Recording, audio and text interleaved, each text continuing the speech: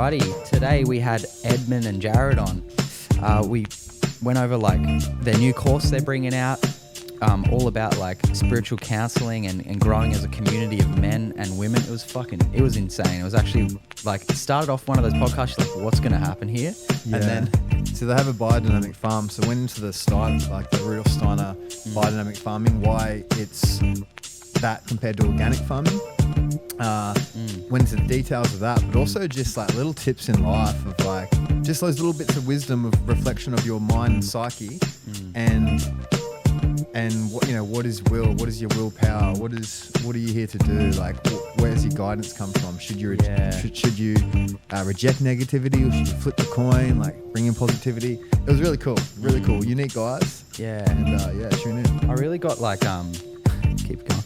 I really got like the feeling as though like when you feel stuck in life, like there's always something like this out there. There's always like a course, or there's always like a book, or there's something that you can force yourself to do to grow.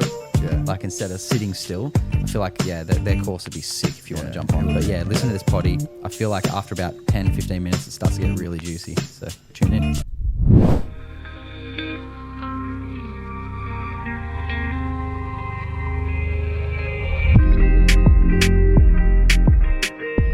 All right, guys, well, welcome to the Corrective Culture Podcast. We've got Jared and Edmund today. We're here kind of to talk about their new online course that they got coming out, but I'm really keen to delve into how you guys got here as well. And just, with any of our podcasts, we just kind of go off the top and talk about what comes up, and I can already feel it's going to be a good one. Yeah, it must be something with your parents, man, for you and your brother to be now leaning into this side of spirituality and work, especially when he was an ex-Wall Street guy. And then you're in the same sort of similar field, Yeah, I did actually get into the Wall Street stuff a little bit too right out of college. So that was my thing the first few years out of college before I got into agriculture. And agriculture led to hospitality for me. And Edmund also tells the story pretty nicely of this little Waldorf community down in Texas that we were a part of, and that's how we originally met. But if you guys are open to it, something that I think might be interesting and kind of give you a flavor for who we are. It's something we actually developed in our program because I was just telling you before we went live that we had several Australians, I think 4 Australian members in our program last year. And part of the work we were doing was based off of one of Rudolf Steiner's offerings called the Calendar of the Soul, which is a different verse for each day of the year, and it really lays out the human experience of the soul across the calendar year.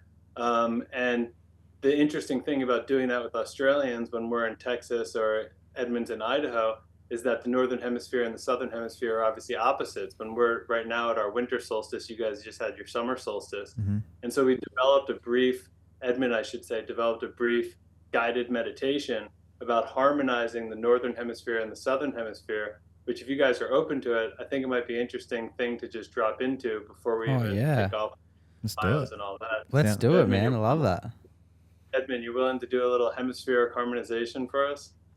Sure. We can definitely do that. Let's drop in. Cool. Yeah. Just take a couple of deep breaths and find your center. What we did with this work is in the north, it's winter, and in the south, it's summer. And the idea is to feel our brothers and sisters on the other side of the planet, and to make ourselves an Earth citizen by dwelling on the whole planet all at once, recognizing that space and time are actually constructs, something that we make up.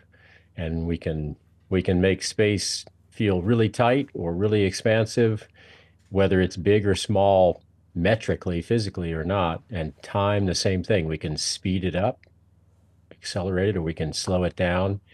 And so these days we're on a lot of so-called virtual podcasts, but they're really not virtual. If we drop in with each other, we can be right next to each other, right with each other, because there's no limitation on time, on space, especially when we're in our consciousness. So I just want to invite you guys into where you are and the season that you're in, and feel that season just fully pervading you. And that's easy for you because that's your environment. And we're going to feel our environment of coldness and contraction and winter, just for about 10 seconds here. Just notice that.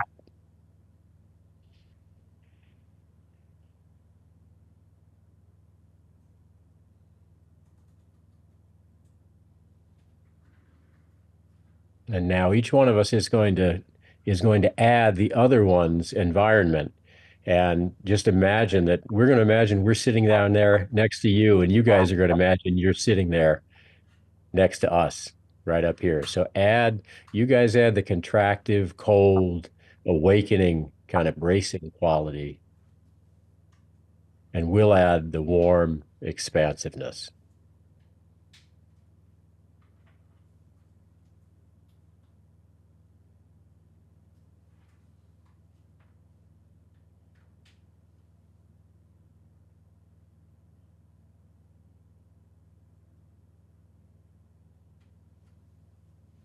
And now notice that right in between those two, there's the part of us that's watching this whole thing go down, that's experiencing the warmth and experiencing the cold, but not really a part of it and bigger than all of it, and just noticing everything that happens. And that's this inner part of ourselves that we want to cultivate during this whole program of it's a kind of a self-initiation where we watch these polarities or complementarities of if we feel great, then we also add a feeling of not so great to that feeling of great. And we recognize that in the middle of that always emerges this part of us that is completely free, completely witnessing, not moving toward something or away from something. And that's the part that we want to cultivate so that we can have silence at a steady state. So we'll just take 10 more seconds to feel that part of us that's that anchor or that fulcrum in between these two polarities.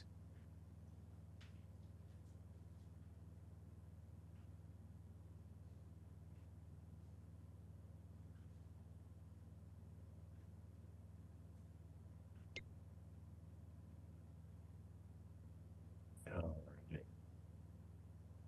And that's what we got. That's really cool. That was nice, man. I was feeling the cold because it's bloody hot here at the moment. Yeah, I was just cross country skiing with some kids today, so nice and cold. Nice. Yeah, we go to Japan in 3 weeks, or Jake in 2 weeks, so we're stoked to get out in the slopes too. Mm. Nice. Yeah. Thanks for entertaining us. I mean, I hope that that feeling that was part of our answer in terms of sort of what we're after here. That's really at the essence of our program is not really giving an answer to something so much as allowing someone to arise at that answer on their own through inspiration and through tools and through practices and by having a direct experience. But now we can answer the question too. Edmund, you want to? I love the way you told the story to Salemi the other day. I'd rather hear how you say how we met. Oh, well, we were down in Texas together. Jared's still down there, and we were creating an alternative to state-based instruction or even private school instruction, so that we didn't have any kind of rules or restrictions or limitations on gathering together, no matter what happened on the planet. And so that's called a private member association. But basically, it was a Waldorf community on 10 acres where we had a full-time biodynamic gardener, pretty much straight off, and then a locally sourced guy who loved to just, somebody would go out and hunt, and then he'd take that thing apart. He'd teach all especially the parents how to do it, but he'd also teach the kids, how do you take a buck apart Yeah. and just make it delicious and then serve a whole community. And it was a beautiful, beautiful school situation, but we lost the second grade teacher and I didn't have a replacement. I was the director down there for that startup. And so I jumped in there in the breach for a little while. And as I did, I fell in love with that second grade immediately. And Kaya is Jared's little one, his little girl. And so when I left that community, probably a year and a half ago now, Jared just had the thought, hey, how can I continue a connection with Edmund? This would be really cool. Oh, well, let's do something, let's do something online and let's bring it to men. And so he hit me up, and I love the idea and love Jared and love his family. And so we started cooking up something, and we offered it to men, but we were halfway through it and we realized, man, why did we say we're just going to do this for men? Women could totally benefit from all this stuff. And so this time around, we're adding anybody, all are Mm-hmm. welcome. So that's, in a nutshell, that's how we got together. Yeah, With I mean, what I'll add to that, Edmund, is like the reason why I wanted to keep Edmund in my life is because I had taken a pretty serious curiosity and then a later deep interest in Rudolf Steiner's work, and in particular, some of the fruits of his work, like biodynamic farming, which we've now operated a biodynamic farm for the last 10 years. And all of our products are made according to those principles. For those who are unfamiliar, we make a collection of skincare products. And we grow the ingredients on our farm. And so I did not have any sort of knowledge about Rudolf Steiner's work at that point. I got to biodynamics through food quality. Basically, I was really into agriculture, and I had learned that biodynamics was supposedly better than organics. And so I started seeking that out, and I ate it, I enjoyed it, and that's as much as I knew. But when we started our own farm, we figured, well, we got to start a biodynamic farm. That's the best. And so we hired a gentleman who started studying biodynamics and putting it into practice. And a couple of years later, we were standing in one of the most abundant and vital farms that anyone who visited had ever seen. And at that point, I had to start asking myself, well, what are the underlying principles that are leading this system of agriculture to be so successful? And that's really when I started diving into trying to understand Steiner's work a little bit. So flash forward, half a dozen or 10 years later, finally starting to maybe sink my teeth into it a little bit because it's a pretty seriously large body of work. He spoke for many years Yeah. in the early 1900s. It was in German. It's been translated and mistranslated, and it was already dense to begin with in German. And so to get like a lot of understanding on it is sometimes difficult. And Edmund has 40 years of chewing on it on his own. And so when I met Edmund and I was finally able to ask somebody questions and get straight answers and have an intelligent back and forth conversation on the topic with somebody who was just basically liquid on it, like Edmund seems to have such a deep understanding of the work that I had never experienced that before, to just be able to have a conversation about these things. Most people want to talk about like what Netflix they're watching recently. So like to be able to have a conversation about spirituality and self-realization and spirit and unseen beings and the living nature of thinking and feeling, and how all of these things are living beings that are passing through us and are universal in their existence, and all of these different topics that Steiner brings to the table. To be able to have that conversation is what I was so, desperate not to lose when Edmund was moving away. And then as the impetus for this program, to be able to offer a distilled version of that information to people without any sort of prerequisite of having done what Edmund's done or even what I've done for the last 10 years in trying to digest this work. How can we basically make this work immediately accessible? The core fruits of some of his teachings, how can we bring it to people? And that's really, I would say, how the program sort of kickstarted itself into existence. Oh man, this is amazing. I got so many, like I've been curious about Steiner's stuff, but I've never looked into it just from hearing it from other people. And it's amazing. Now I've got the questions are coming. I have multiple questions that came to me during that whole period. And the first question that comes to me, and I guess for a lot of people that listen that have never even heard of the term biodynamic or have maybe seen it but have no idea what that is. How does biodynamic differ from organic? Would you, what are the big takeaways from that? That's a great question, which I'll answer sort of pragmatically, like on the surface, and then maybe I'll see if Edmund has a different take on it, because I could give you my different take too. I just don't want to hog the mic. But as a farm owner, what I would say the difference between biodynamics and organics is that nowadays organics doesn't really mean what you conjure up in your mind when you think of organics, because you might think of like a family farm with a lot of biodiversity and live, like some pigs and sort of a closed loop system, and that's not really necessarily what organics is, because in the United States 1% of US farmland is certified organic, and about 99% of that is industrially farmed, which just means huge monoculture agriculture with organic chemicals instead of more synthetic chemicals. Mm-hmm. And I mean, not that the organic chemicals aren't synthesized, but the truth is the source of organic fertilizers, and pesticides and insecticides are not that ideal. They actually come from the factory farming system. So like blood meal, bone meal, feather meal from factory farmed animals become organic fertilizer. In fact, organics are the only ones who are using these factory farm byproducts, because the non-organic farms are using more harsh chemicals. They're not even using that stuff. They're using totally synthesized chemicals. And so organic farming is a word that nowadays, at least in the US, it means a list of chemicals that you do or don't use. What it used to mean, like back in the 70s, maybe with like the back to the land kind of hippies movement, was more of a broad ethos around biodiversity and health and nature conservation and regenerative principles and self-sufficiency, and things that they called like appropriate technologies like composting and solar power and rainwater harvest. So that's like what organic used to mean. Now it means less and less, unless you know your farmer and you have a farmer who's happens to be certified organic and they're living out, to a much higher ethos than the certification mandates. And then biodynamic farming on the surface really is doesn't use any of those store-bought chemicals, so doesn't use any organic fertilizers or pesticides or insecticides.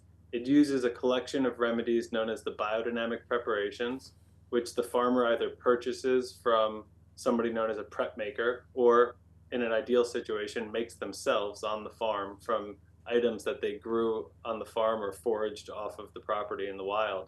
And the things that they're made out of are different herbs and flowers and some animal components like manure or horns, and some minerals like quartz crystal.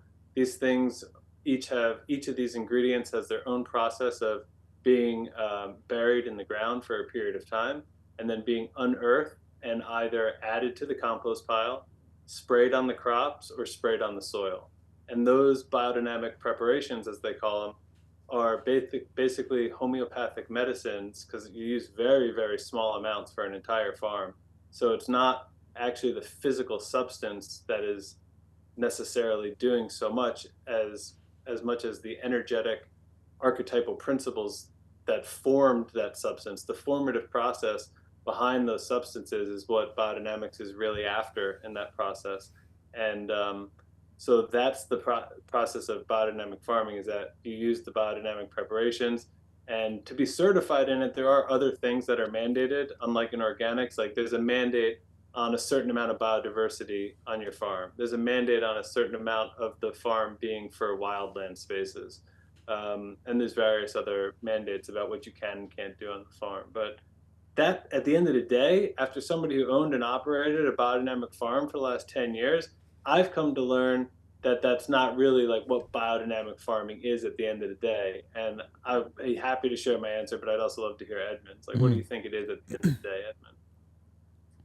Well, I mean, that's a great sort of bottom up answer, sort Yeah. of geocentric, right? It's a little bit like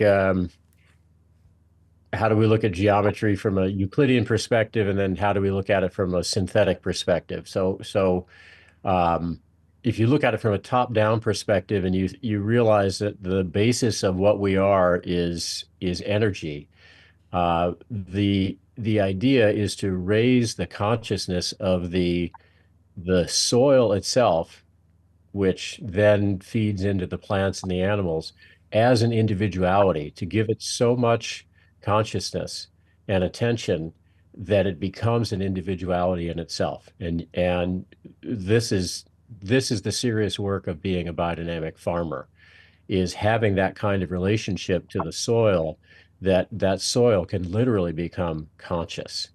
And in that consciousness, there's a relationship between the farmer and the soil that is like an energetic um, fusion, if you will. And so everything that gets grown out of that soil and then gets consumed by all of the stock, the animals that are on that property, has been vitalized. And it's the vitalization. It's not actually the mineralization or the so-called chemicals. Those, we're made up of very few chemicals when it comes down to it, and a whole lot of energy. So what the farmer is trying to do is trying to vitalize that food with consciousness and with an infinite amount of energy, so that an energetic being, which is us, consumes the energy of that food. So it's not even so much the substance. That's far downstream in a sedimentation of what the actual focus is of the farmer and that land. So that might be just one Yeah. perspective to.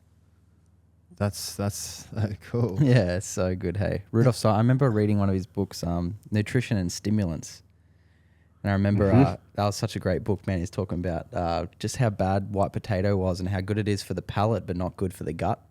So how good it tastes, but how not necessarily good it is for your gut and the microbiome in your gut. And also coffee.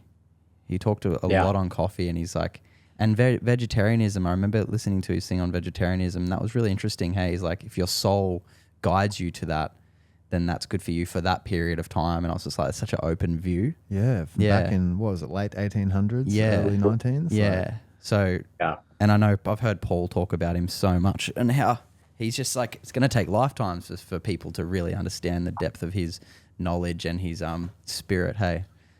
Yeah, how back then too, like how do you even measure things then? Like, God. How does it differ in regards to output? Like, because the argument that you hear is you can't feed the world organically, or let's say biodynamically, right? How like in the same unit of land you have, can you get as much food out of it as these commercial agricultural processes? Yeah. I mean, at the end of the day, give or take a little bit, but any study I've ever seen on that is done by biodynamic practitioners has demonstrated the answer is yes. But oftentimes you find studies that maybe, the premise or the situation resulted in different outcomes as well. There's not a tremendous amount of, big money research going into studying biodynamics. And at the end of the day, like a true biodynamic practitioner, like Edmund was describing, is having an inner spiritual experience with themselves, like almost the entirety of their entire long day and into the night. And so they're not necessarily like, at some large production farm that is even tracking some of the metrics that you might be interested in. But the quality, the nutrient density, the cleanliness, and like Edmund was saying, the vitality are incomparable. So, what do you want to grow? More bushels of GMO corn per acre, or do you want to, have the most nutrient dense food and medicine for your community? And so the way that I personally think that you would quote unquote feed the world would be with a more decentralized food system of small community run and family run gardens and farms, and bartering with goods of other local artisans. That would be how I imagine that happens. Yeah, cool. I think from an individual perspective, have you ever been out in the wilderness and come upon some kind of wild fruit or wild nut or it's wild anything, and it's kind of deformed and it's tiny, and you just think, man, that looks like shit. And then you get nearer to it, and you can actually smell it, which you can hardly smell the stuff that's in the supermarket. It doesn't even have a smell when you put it next to your face. And so you put this tiny little blueberry from up in, northern Canada in your mouth, and it explodes with vibrancy. It explodes with flavor. It explodes with energy. It takes over your whole consciousness. And then you come back to your grocery store, and they got blueberries that are like this big, right? Like 12 blueberries now in a pint, and they're massive and they're tasteless and they're mealy. And you ask yourself, how much life is in that tiny blueberry that I had out in the wilderness? How much life is in this whole bushel that I could eat right now? And so it's a very materialistic concept to look at quantity and expect that that's going to be helpful. And this is the problem of obesity that we have, especially on this planet, is individuals are not necessarily eating more because they're lazy or because they have some kind of a eating disorder. They're not getting energy. Mm. They're eating more to try to get energy, and they're getting huge as a result of it. Yeah. So Yeah. that materialistic concept is a dead end, and it's a good argument to try to destroy healthy food and human beings in general. Yeah. Yeah. Yeah. That's Spot on. Hey. And I always thought, like, intuitively, like, you know, like, just for an example, like an apple, if you extract vitamins from an apple and you say there's the same amount of isolated vitamins in here as there is an apple, you're forgetting the whole consciousness of the apple. And you also, there's trillions of cells in this little thing. Like, how can you possibly, I feel like sometimes we think we're a lot smarter than we are, and nature just has it dialed, you know what I mean? And Yeah. Yeah. I love that. And you guys are having like, is this the kind of stuff you teach in your course and stuff like that, or what's Interesting. Yeah. Yeah, I They're mean, well, working. so for example, the water piece in apple would be a perfect place. So fruit is all water bearing, and the consciousness of water is something that we're finding.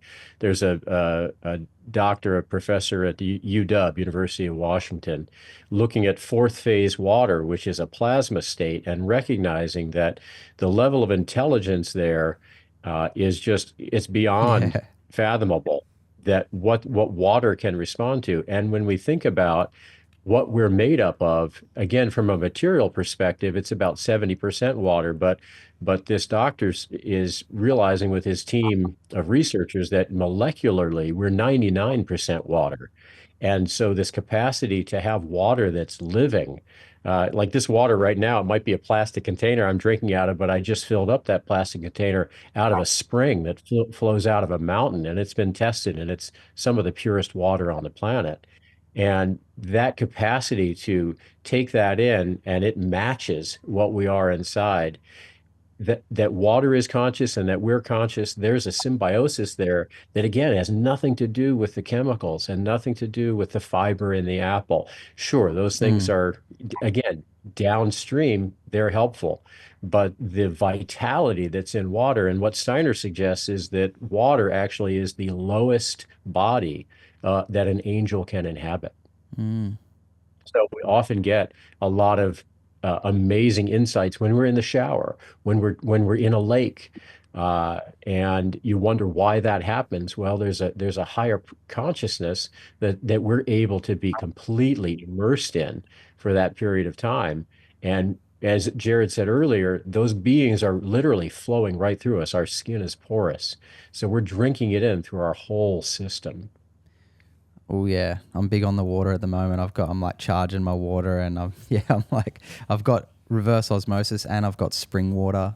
So yeah, I'm just loving it. And it's weird. People ask me like, why are you getting so caught up in water? I'm like, I don't know what it is, man, but something about charging your water, the feeling, it's like growing your food, you know? It's like it's interesting. And I've done the tests on it, and it does help the pH level, and it does, you get more total dissolved solids and stuff like that. But beyond that, it's a feeling, hey. So it's spot Yeah. on. Yeah. yeah. Like you eat an And you apple. you can charge it with your Yeah. consciousness. That's the coolest thing about Yeah. water. It's immediately receptive to consciousness. And what it is, it's a liquid crystal. And what we're trying to do is crystallize our energy centers, the seven primary energy centers or chakras. And that's a reflection, a pure reflection of what we're headed for.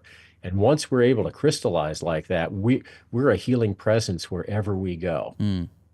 That's So Edmund, what Edmund's talking about there does speak to your last question, which was kind of tying it back to the course. So like, Mm. no, the course in our program, we don't necessarily talk about agriculture or biodynamics Okay. in some, except for the fact that last year, several people in the program were very much interested in biodynamics, and we did talk about it a lot.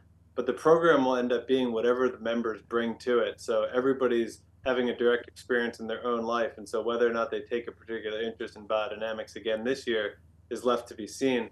But the energy centers and the crystallization and everything Edmund was just talking about at the end, the program, the thing that is common about the program is the sort of the journey that we take everybody on. So it becomes personal to them because we start off with Paul Chek as one of our first guests, and we teach everyone about Paul's concept of the dream line, which you're likely familiar with.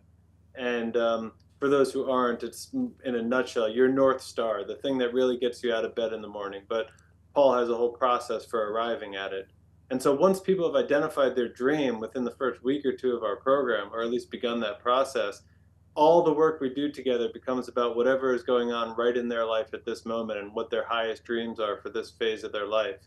And then the process we go through together are these 6 exercises that were offered by Steiner about 100 years ago, a little bit more.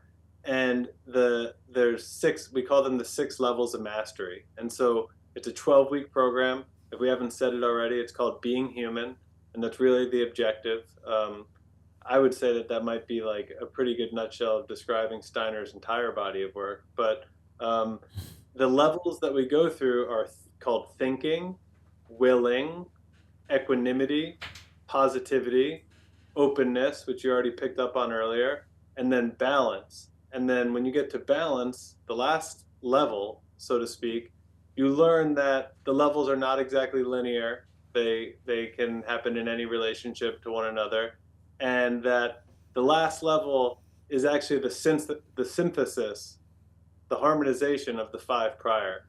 And that's really the exercise, is getting to the last level and harmonizing all the levels, and then going about your life in that way, which would be a person who was, mastering their thinking, their willing, their equanimity, their positivity, and their openness in a balanced and centered way.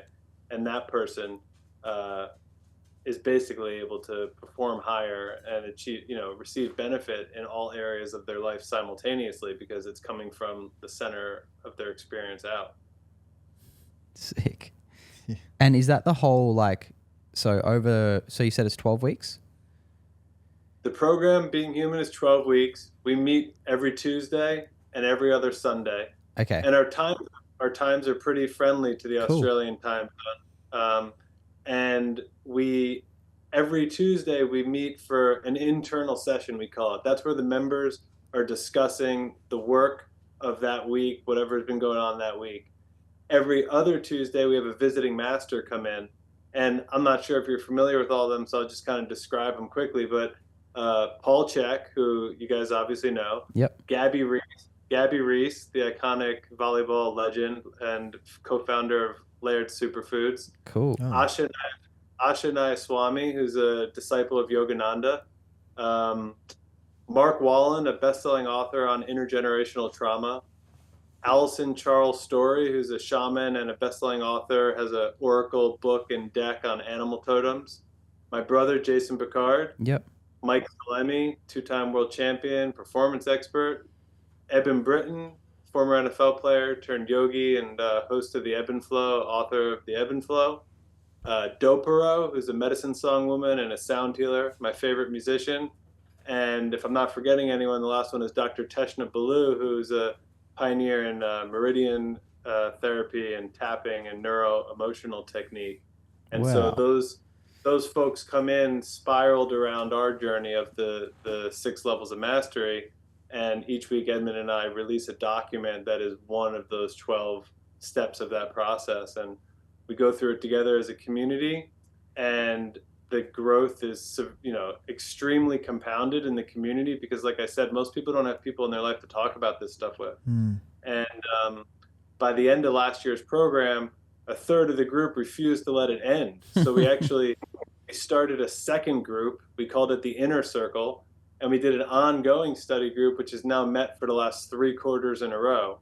Wow. And we're pausing it now just to do the Being Human again, at which point it's going to kick back up because those people are still all up on a WhatsApp thread talking to each other about crazy shit all the time. Man, that sounds amazing. Yeah. That sounds so good. And sounds like you get a lot of value to have, even Paul and, Mike Salemi, your brother. There's so many good good names on there. I'd love to know who was the person under Yoga Nathan, was it? Um, Yogananda, yeah. I mean, uh, she's a extremely interesting person. And so was her teacher, who's a man named Swami Kriyananda. yeah. And so um, Yogananda is who they're both a disciple of. Yogananda was the author of Autobiography of a Yogi, Mhm. and he's very much credited with introducing major concepts of yoga and the guru disciple sort of relationship to the West. Yep. He lived out in California, and they opened up many centers, and most spiritual teachers have a copy of that book on their shelf somewhere and have read it. Edmund actually lived in a community for a period of time that was based on these teachings. And the only thing I'll say about Asha Nayaswami, who's the woman who's coming in as one of our visiting masters, because the other two people I named, Yogananda and Swami Kriyananda, have left the planet. But Asha Nayaswami is the one of the co-founders of this group called Ananda, which is they have many locations now, and Edmund lived in one of those communities. But Ananda was started by one of Yogananda's disciples, Swami Kriyananda. And he started his own group because Yogananda has an organization that he started called the Self Realization Fellowship.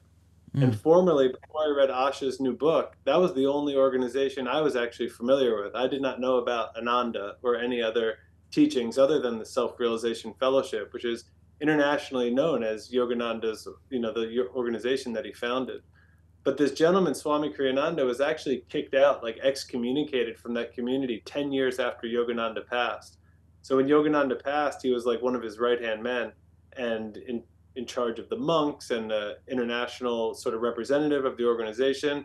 And he wasn't really jiving with some of the other board members, and in particular around this idea of starting intentional communities where people were living and practically applying Yogananda's teachings in their every life, Mm. as opposed to being like secluded monks.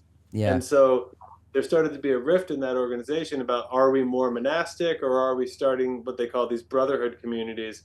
And as Swami Kriyananda started to try and form the first brotherhood community, they more or less ejected him and then went after him for a period of many, many years, suing him in the court systems not to be able to use Yogananda's name or representing his teachings. And so, long story short, Swami Kriyananda started this organization called Ananda. They won most of those lawsuits, and they now publish his work, and they've been teaching on it since I believe it started in the 60s, so 50 some odd years, 70 years, I don't know exactly, maybe it started in the 60s or 70s. And so for me, as somebody who's engaged with Rudolf Steiner's work with a person like Edmund, who, just to back up for a second, like any system, Steiner's work becomes like rigid and dogmatic when you institutionalize it. And so one thing you find all around the world is people who approach his work like that. And so we're Mm. taking people through this process of his work who have no background in the work. Therefore, they don't have any of that dogmatism. And so everybody's experiencing it with completely fresh, eyes and hearts. And so I believe that that's how Ashanai Swami and her stream of Yogananda's work approaches Yogananda's work, which is in a living, embodied way where they are applying it to community and not being dogmatic or rigid or insular about it. So that's why I have a huge, just so much joy around the idea that Asha is coming into the group. So Mm. that's who she. I love that. And that's Yeah. like, I know Paul's just so good. I'm doing Spirit Gym at the moment. And what I love so much about it is like he helps you connect to who you truly are for yourself. He doesn't teach you, he teaches you how to connect with your own soul so you know who you truly are. And there's a lot of things out there that are always trying to teach you how, like dogmas, like this is how you got to be. You got to eat this way or eat that way. But if you truly listen to your body or yourself or God or whatever, you get that download. And that's what I feel like you're trying to say, like with this program, it's teaching people how to have a connection with themselves and have a community that are there to guide them and build that up. Is that correct? Or Yeah, the exercises actually come out of the group, the interest of the group and the things that the members are working on and what they come forward with the fun of all of that is to design practices around any of those things so that they make whatever learning that comes out of that a possession of themselves, and they come just on fire with questions, Yeah. not just to me or to Jared, but to the whole group about how to deepen these practices. And they have accountability partners, and so there's a really deep, rich interaction. And it does get reflected on the WhatsApp thread as well. People are just willing to share deep life experiences that they're having, and some of them are very intense and emotional with a lot of the trauma pieces, which is why Yeah. Jared mentioned Mike trauma person. did Mike Salemi do the last one with you guys? He did. He was one of our Ah, guests last year as well. dude, that's so funny because I caught up with him in Austin when I was there, and he told me about this, and he was like, "And what is there a thing like the accountability partner? Like, if you don't do your 10 minutes of meditation, you can't have a coffee? Was that it?" No, the Is that- accountability partner is really a very, very a very, very minimum suggested. It's, nothing is really required in this program because it's about the person's personal journey, but Yeah. it's a suggestion. And if your accountability partner doesn't meet this suggestion, well, then we could pair you up with somebody else. But it's a 2 to 5 minute phone call once a week where they just self-address anything that's going on, any questions that are living in them, anything about the work, any experiences they want to share. We say 2 to 5 minutes, but in truth, they usually end up, everybody goes much, a lot of them go on for multiple calls a week, 30, 60 minutes. They start little, let's meet at Friday night and have a beer on Zoom and talk about this Cool. stuff. And before every session, we open up the room 20 minutes early, and a certain percentage of people are always there just talking and socializing. And at the end of every session, we have the after show, and we leave it open for about 45 minutes or an hour. And the conversations inevitably are just like always the best in the after hours. Everybody's just, minds are blown and all dialed in, and people finally start opening up things that maybe they felt like they didn't have time to say during the proper session. And so we end up on the Zoom with these folks for a while, and everybody's clearly very engaged. We have no black screens. Nobody's allowed to have a black screen up. That's probably, under extenuating circumstances, understandable, but that's a general rule, and that's really probably the only rule. And the rule is to participate, to be present and to participate. Otherwise, it becomes about the content that we're presenting, and we promise you that it's not about the content. It's about what people make out of it and the inspirations they take into their life.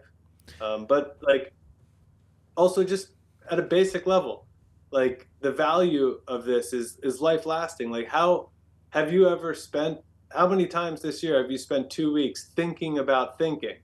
Like, you don't even know what you think, like how you think, or like equanimity, the idea of approaching, everything. There's a black and white, a good and a bad. Like the idea of approaching everything in a manner where you remain unswayed.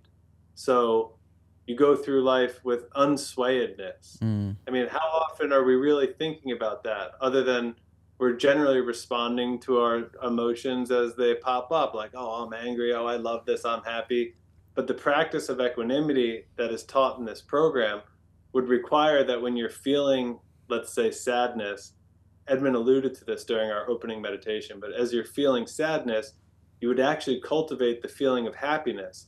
So on the one hand, you have sadness and you recognize that. You're not pushing it away. In fact, you're feeling it to full saturation. You're feeling sadness so much. You're feeling every sadness that you could possibly feel. While on the other hand, you're also cultivating joy and happiness. And you feel it at an equal volume to the sadness, which results in a centering. You're then centered while feeling fully. You didn't ignore your feelings, right? You fully expressed them. But you've also appreciated the polar opposite, recognizing the duality and the polarity of all things. And so, although that might sound to a first-time listener like, well, I don't want to feel less, that sounds like I'm feeling less. Through direct experience, I can confirm that you actually have a richer, deeper feeling life through that practice. The end result being you're centered and unswayed.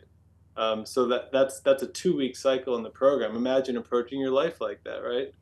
And some of these things are things that you can't even define. Like, if I don't mean to put you on the spot because Edmund and I have plenty to say on the topic, but what would you even say your will is if somebody asked you, people use the phrase willpower, but what is will? Mm.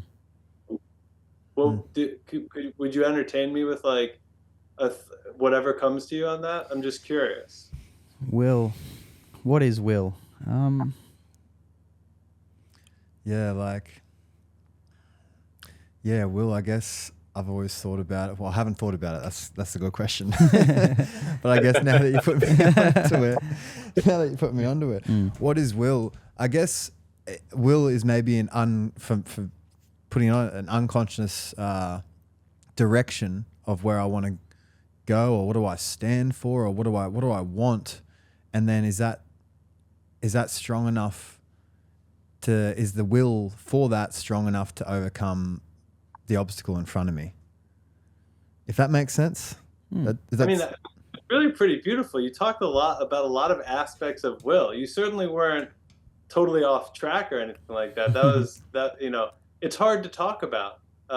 It's hard to define. I'll give you a sentence that Edmund dropped on me today when I asked him the question. It's more of a poetic answer, but maybe if you let it wash over you, you might take something out of it. But he said will is the blood of creator in the body of creation. Yeah. Nice. That's what I was kind of thinking. It's like your innate self that is also being derived from God, from the universe, from source, that just is. That's what I was kind of thinking. Yeah. Like it's hard to put into words, isn't it? Yeah. And does it get That's developed? perfect. Like I feel like Edmund nailed it. Yeah. And are you like born with that, or does it get developed, or does your experiences guide that will? I guess it does, doesn't it? Right. Opening experiences, lots of different things will then show you what you're pulled towards. If we're all talking about the same thing here, I'm not sure, but yeah. Yeah, for sure. Well, what do you guys think about, like soul contracts when you come here? Do you think before, I know we're talking to Angie Check about like how it's almost like you're in it. There's billions of souls and you can go to a room and have like a soul contract. So when you're 24, this is going to happen. Like, like what is your life preordained, or is it like, do you choose to develop that while you're here? Like, is there a path and then we have free will, but is our will free will? Yeah. Well, did you track enough of their answers to reply? Love to hear your reply. It's very mindy. I feel like they said a lot of interesting things. Yeah. I mean, you guys are spot on. So my picture, my experience of that whole idea of like, first of all, free will. Steiner's picture would be that free will is not really. It's not really sensical to talk about will as being free, because there's an unconscious element in it, and you named that. I think you said the word unconscious. There's something that's sort of like, it's not quite at the threshold where we're able to know it's happening, and we sort of know it's happened afterward upon reflection. But what Steiner does suggest is that we have the capacity for freedom in our thinking through moral and ethical ideals, and that we can move through what he has as 12 senses, starting with the body senses like touch, life, movement, and balance, and then moving into soul senses, then what he calls spirit senses. The highest spirit sense is that I can actually completely take such an interest in you that I can enter you and you can enter me. So we actually become one being. I always use the word grok. Jared's like, what the hell does that mean? But it came from Stranger in a Strange Land, which is a Heinlein book, which is one of my favorites.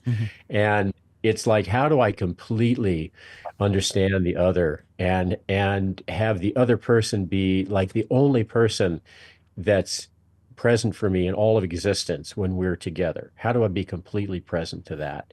How do I do that in all my relationships, including and especially in my marriage and with my children?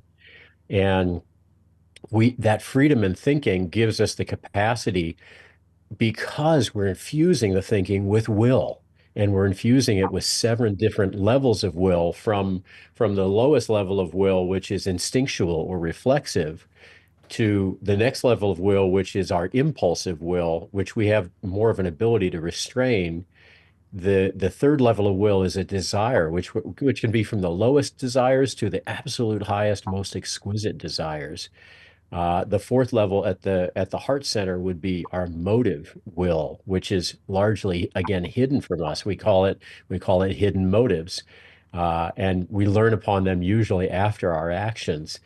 And the next level would be wishing or hoping, which is becomes a little bit more uh, conscious, but also a little bit more nebulous. What you're hoping for doesn't usually happen because you don't have enough Mm. will behind it. It's too soft. But the next level after that comes actually out of the forehead. It's intention. And so when you have intention in your thinking, then you start to make shit happen. And the last Mm. level is resolve, which is in the crown center.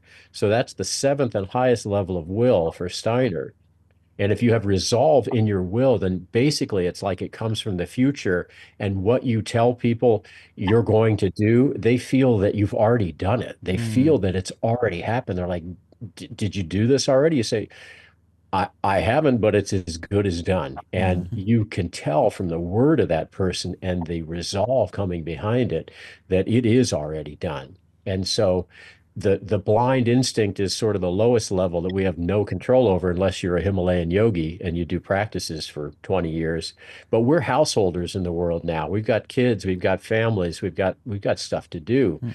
We can't sit on a mountaintop and meditate for 40 years and learn to slow our heart down. And it's not really helpful. There's a lot of work to do on this planet to serve people. So that's the picture of what Steiner gives as the 7 levels of will and how they work to free thinking. It's not free will. And in terms of the predestination piece, to just tackle that one, the idea, and this comes from a number of ancient practices, is that there's a kind of a trellis, almost a skeleton, if you will, that we come in with, and we're like intelligent designers. We're the architects of our own destiny, and we set up these sort of parameters for, hey, at some point I want to have this corrective culture connection with these two dudes, and this is what I want to be able to learn as a result of doing that so I can serve better. But when I get there, by the time I get there, the actual content and relationship is like the flesh that comes on the skeleton. So there's a design that the soul makes before we get here. There's a veil that we draw ourselves over it. And then there's this kind of slow remembering, or we Mm. call it kismet or synchronicity, where it's like, whoa, deja vu. Wait a minute. I think I've seen that guy's face before, but I've never met him. Wait a minute. And so that's the idea, is that there's both, in a way, predestination, and there's also this incredible freedom to put the flesh on as at moment to moment as you choose. Yeah, that's freeing. That just like, I don't know about you, but that just feels good. Yeah. You just like, I can create, and freedom is just like such a big thing that keeps coming up in my life, like having true freedom. And I heard something yesterday. Someone said, in one decision you can change your whole life. And I feel like coming into a course like this, or in anything, is like, you're going this way. You're not stuck that way. You can literally do that. Yeah. I know it sounds simple, but it's huge. Yeah. And as someone who works with couples and individuals and so forth, the biggest thing I try to do is work myself out of a job as soon as possible. And the way to do that is to help people understand just what you said, that you can make a fully resolved decision about all of the rape and trauma and war that you experienced in your childhood, or even throughout your life. And you can make a decision to accept and forgive yourself and all of those involved in an instant, in like a lightning strike. And you never have to revisit or go through and slog through decades of hardship. All of that you can understand in the moment of forgiving and accepting. I designed all of that so that I would be able to be more active in service to other people, have more compassion, have more strength, have more patience, have more wisdom. And I've gained all those things from these experiences. And I say, thank you. And now I say, I'm moving forward. And that happens like that if you have the resolve in your thinking. That's what Steiner's talking about. Fuck, that's powerful. Is there any moments with either yourselves or clients within the program that stand out from big shifts where you're like, oh, that was a big shift for that person or for you personally, whether that's through a meditation or a practice or whatever systems you guys have in place, that was like like exactly what you're talking about, a big decision that was like, whoa, I realized I've been doing this whole time and now my life is different. Yeah, this one's a little bit tangential, but I can give you a picture. This is the kind of young person that comes to us. There was a young person that I had an experience with. She came to me. She had had all kinds of different therapists. She had all kinds of different horrible experiences, and she had a picture that I was going to be able, I would work with her for years, like she had always done. And then probably she'd move on to another therapist. And so she told me the story of her life. And she said, when I told this to my therapist said, God, it's amazing that you're doing as well as you're doing with all that's gone on for you. And I thought, wow, this is a therapist who's doing violence to a client. And I said to her, you have exactly what you need. And so she was working in a bank. And I said, this is, what is it that you want to share with your boss and this hellish job? And she said, well, if I could, this is what it would be. And I said, what do you want to share in this abusive relationship? If I could, this is what it would be. What do you want to share to your parents? If I could. And I said, you can do all those things this week and then check in with me. So after one session, she called me on the day that she was supposed to come for her second session. And she said, I did all those things. I said, then we don't need to see each other anymore. Wow. And she did. I said, how do you feel? We had a little conversation on the phone. I just said, how is it in the work? She said, I just can't believe my boss was actually able to hear it. And I have a completely different energy and relationship with her. How was it with the parents? And so it's amazing how we can put things not just on ourselves, but on each other, and we can unlimit those in a moment. So, brother, I just want to say you're on to something. It's real. Yeah. And we can do that as a planet. If 51% of us in this moment decided, hey, let's all just be completely transparent with our thoughts and our feelings all the time to each other, we would completely be in a different density instantaneously.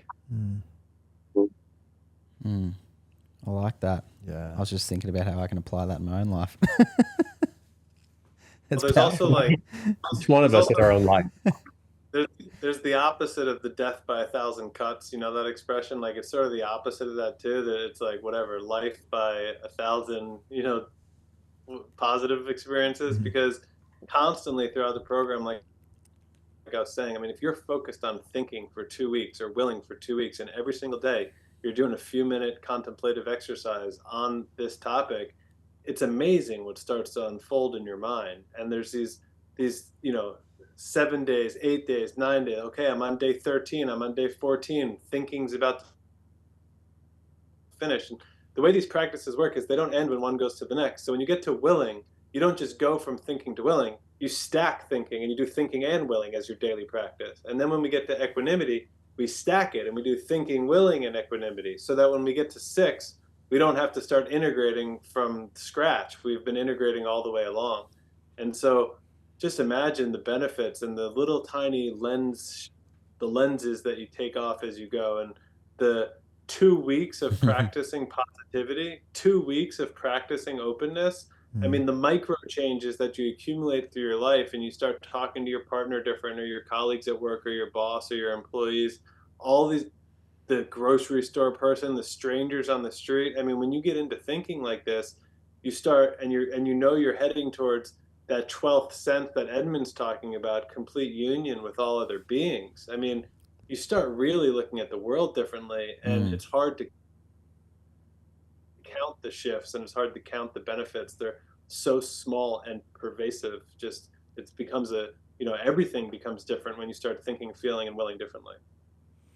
Would you be able to, when you said thinking, say thinking for 2 weeks and then the will for the next 2 weeks, and then the other word, third word, Equanimity. equanimity, yeah.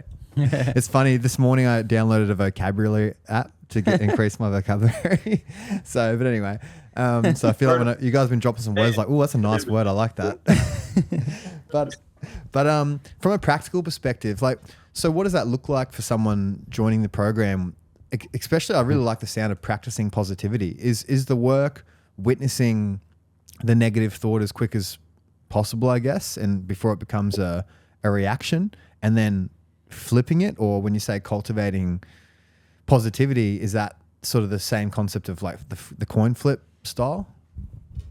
Well, yeah, that's a great question. So, and this is the tricky thing about not getting caught in polarity, in the divisiveness that's rampant on our planet right now.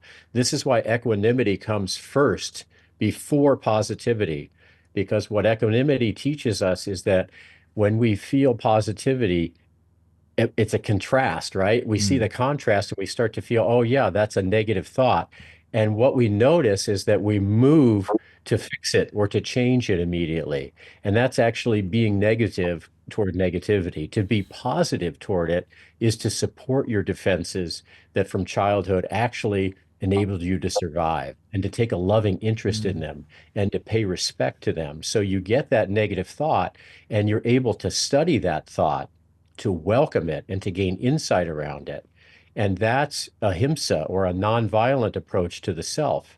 So the other would be actually to pile negativity onto negativity, and then we're polarizing toward the negative. So this idea that, we need to just be positive is very one-sided and limiting in our thinking.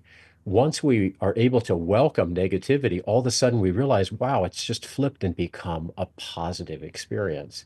And so this is the practice. So when the practice is positive and we notice our positivity, wonderful. When we can add more positivity, wonderful. When we notice so-called negativity, we meet it with this incredible welcoming openness. It's the idea of also, eating crow, or welcoming your shadow. That darkness is half of who we are. And it's a beautiful, beautiful, empowering thing. And if we shunt it away or try to fix it, then what we're telling this half of the soul is something's wrong with you. You're broken. That's not true. Nothing's wrong with any of us. All is perfect. All is well. All these so-called imperfections are perfect. And that so-called negative thought, all it's doing is inviting us to become more ourselves. And that's the practice of positivity. Oh, that's cool. That sounds way nicer. Instead of quickly like, get it out of there. Yeah. That's an allopathic approach, right? Yeah. A surgeon, and you just cut a part of your soul out. Yeah. I mean, we're all part of Creator, and everything's a part of creation. So why would we not just welcome it all? And this is how this extends out into the world, as we can serve everyone, even those who are having a hard time loving themselves, which means they have a hard time loving other people, which means they have maybe a lot of anger, or a lot of control issues, or violence. And love is the greatest activity there. The moment contains love, and love is the greatest protection as well. And it's not just this kind of sickly, effusive, I love. It's an intelligent, energetic activity. That's really what love means. Yeah, it's lately what for my New Year's, I got on some mushrooms, as we do once in a while, right? And what came to me, and what's come to me before, even without that, but what came to me strong again, because when, say you're going through the street and you see sickly people, you see the overweight person, the angry guy, the archetypes. And now I see them all as just souls. Hey, like, oh, that's just a soul there. That's a soul there. That's a soul there. This is their experience. And it brings you back to that feeling of oneness, of not judging, and not just accepting they are where they are. And it's really freeing, saying like, you get to health and you're trying to tell your mum to not eat vegetable oil and eat some organic meat and all that. And they just reject it, and you try and force it on them at the start. But now I see that as like, it's all right. This is our Yeah. journey, you know. Just love her anyway. Yeah, and I think Yeah. like all the facets of yourself, like as being in a like we're in an influencer field, it's like we're putting stuff out there on the internet, and at the start was very insecure because I have a soft, loving child inside, but then I have an angry man inside and an angry child, and then I have a funny comedian that I want to be. So there's all these different sides of one that makes up one human, and I was like, I have to stick to one. And what I've learned is like, whatever you are on that day or what you feel or you want to let out on that day is who you truly are. And it's so painful if you try and like pull that back. I feel like it's like so important to just like let the flower flourish no matter what that is. It helped me a lot. Yeah. Yeah. And I'll just add a little color to as we dive into these levels too. We start talking about how these words are translated from German from 100 years ago, and so maybe they were mistranslated even, and so we start changing the words a little bit. So positivity, we actually change to contentment as the program goes along, and contentment. I mean, you could be content with, if you're faced with some terrible tragic news, you could still have you still have the potential to feel contentment around it, maybe more so than positivity. Contentment has more spaciousness to allowing other things into it than what you just think about typically with positivity. And then openness, what you were just talking about with seeing what you described as sickly people and seeing them as souls. I mean, that to me sounds like a form of openness, which we actually, over the course of the program, changed the word to tolerance. So, perhaps the highest form of openness is tolerance. And then balance, we change that name to harmonizing as we go, because it's actually an activity. It's an ongoing, every moment practice of synthesizing those into your being. And so it's an action word. It's harmonizing as opposed to balance. So just thought I'd share that. We're speaking to tolerance and openness, and these are the types of things that come up in the program as well. Sounds so good. We will definitely be promoting this. I'm stoked to have you guys on. Where can people like reach out and join this program? Like, and when does it start? And yeah. Yes. Hopefully, I mean, I don't know exactly when this episode airs. It's January 8th when we're recording it. And so the program launches in about a month, which is February 4th. And we definitely want Aussies in the group. So let's get the word out for sure. Yep. And then so my website, beherefarm.com/human is where you could find out all the information on this program. If you just went to beherefarm.com, you could see all the other stuff we do too. And then for people who are listening to this down the road, after next month, also definitely check out edmundknighton.com, which hopefully you guys could just drop in the show notes. And reach out to Edmund for spiritual counseling, relational work, individual work, men and women, parenting, really the whole kit and caboodle. Edmund's the most heartfelt living teacher that I've encountered, and it's my sincere honor to work with him. We've put 1,000 hours into he and I talking back and forth to create this program, and it's been a real treasure. So one of my main reasons for wanting to create the program is so that Edmund could get in front of more people, basically, because I was like, how could I be the only one getting this? Fully. And I love to ask you, man, like, what's one piece of wisdom that you could both share for our listeners that just come out of your heart now, whatever that is for you, that you feel like that you wish you knew a while back, or that was just good for you, or just whatever comes out? I like that.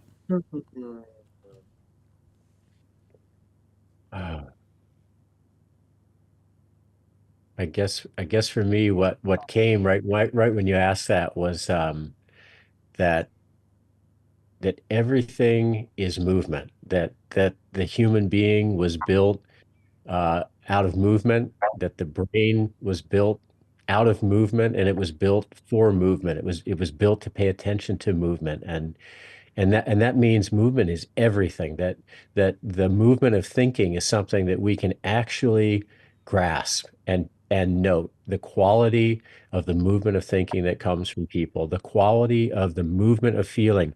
Before thinking is even a thought, it's a movement. And before feeling says, oh, this is sadness, it moves in a particular way.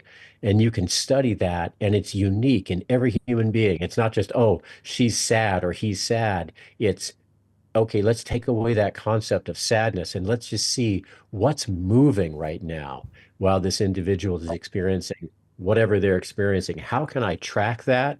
How can I match that? And in tracking it and matching it, that individual feels that their thoughts are perceived by you. They feel that their feelings are, that you're completely with them. And if you're matching the resonance of their action, because we're just a tone poem, I mean, we're like a living orchestra. When we're working out, our muscles have a certain kind of resistance and tension, and it's like the creator plucks those strings into harmony.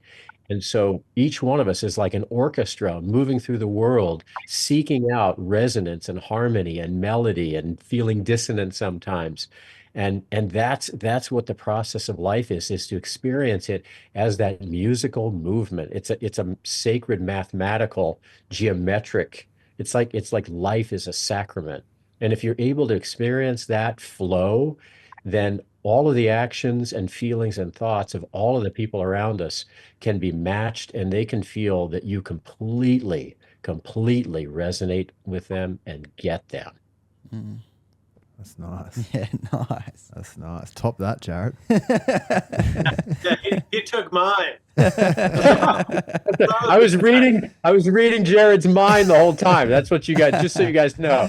I don't have one. Yeah, that was great though. I really felt that. That was awesome. Yeah, so did I. Yeah. Beautiful. Mine would be inspired by Edmund. I think the first thing that I thought of when you asked me that, because I saw Edmund go into silence and I was about to speak, but I was like, Edmund, whenever Edmund goes into silence, he's usually about to drop something. So I was just like, I didn't want to interrupt that. So I was just looking at him.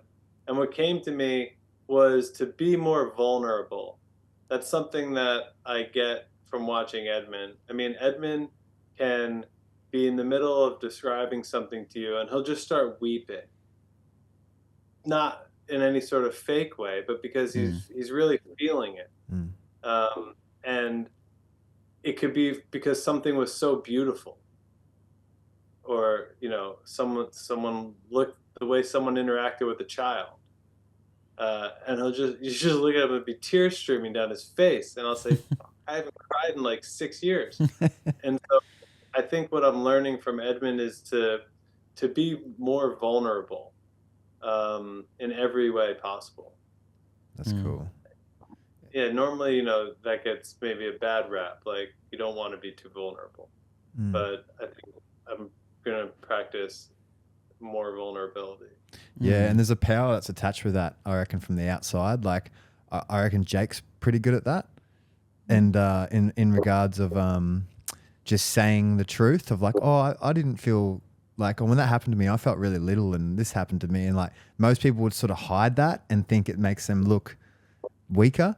But when you say it in a position of like, I don't really care if what you think, it makes you actually look powerful in a roundabout way, because not a lot of people will do that, right? So it's a strange thing. Put yourself out there in different ways. All of a sudden, you're putting yourself out there in a way that's outside your comfort zone. Like my favorite example from yesterday was Edmund and Salemi recorded a pod yesterday, which is coming out in a couple weeks as well. And I listened to the rough cut of it, and Salemi referenced Don Miguel Ruiz's 4 agreements, and he referenced the 4th agreement, don't take anything personally. And he was referencing it in a sort of course, this is good advice, no brainer, everybody should follow the 4 agreements. Without missing a beat, Edmund replied, actually, I think that causes self-violence. I don't agree with that agreement at all. And then he went into his explanation on it, which if he cares to share, he can. But just the vulnerability to put himself out there and be like, wait a second, actually, I don't agree with the 4 agreements. Because most people haven't stopped to critically think about whether they do agree with the 4 agreements or not. They just know it's this famous body of wisdom that, they should, of course, be following and taking to heart every second. And without even skipping a beat, this guy's telling me that it's causing self-harm. And I could paraphrase Edmund's response, but would you rather explain why you think the 4th agreement does that? I mean, I found it super interesting, even just to reject the original premise in the first place. I thought it was very vulnerable of you. Yeah. Not that you not that you necessarily felt that, but that's what I Yeah. felt. Yeah. Um, I think what hit me in the moment is the don't. And it reminds me of a kind of a thou shalt not piece. And and as human beings, we don't really need to respond to anything that says don't, or thou shalt not, or you're not able to, or those things are all distractions and illusions. What's really here for us is that consciousness is unlimited and infinite. And so to hear don't take anything personally immediately invites the equanimity or the balance to say, how about if you take everything personally for a day and just play with that and experience what your consciousness does with that. Take absolutely everything that's said as if it's only being said about you and nothing else. Make it really discipline yourself to do that. And right, Jared, you're going to start laughing halfway through your day and just enjoying your day in such an amazing way. That's so And then good. this taking things personally no longer has any power over you for the rest of your life. Mm.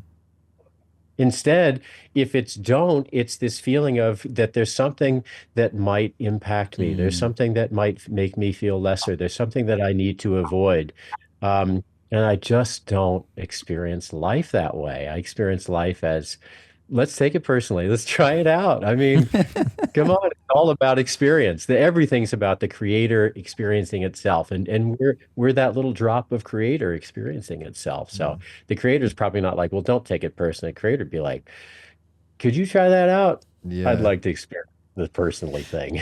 Yeah. Yeah, it's funny once you do enough like inner work, you feel like it's like you're always just playing in the garden. You're always just like, even if it's going really shit, there's Yeah. like there's a cosmic funniness to it or something. I don't know what it is, but it's like It's like Alan Watts laughing, eh? yeah, it's like I don't know. Me and my friends always joke. Like my dad passed away a couple years, actually about a year and a half ago, and like I know my dad would love me making a joke about it.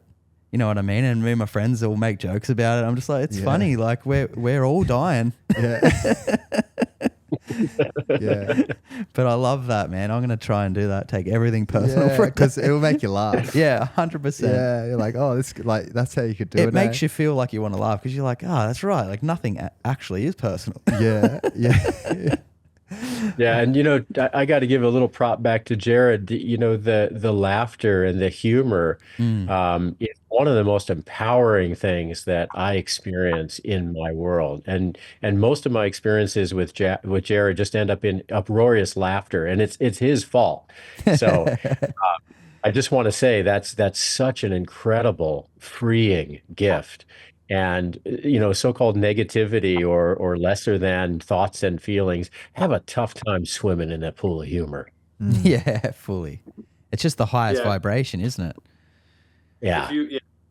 Yeah, definitely. I mean, it's a major part of my. I was listening to my brother's episode with you guys, and Yeah. he was talking about how he likes drumming and magic when he was a kid, and how that translates into being a trader and doing spiritual work as an adult.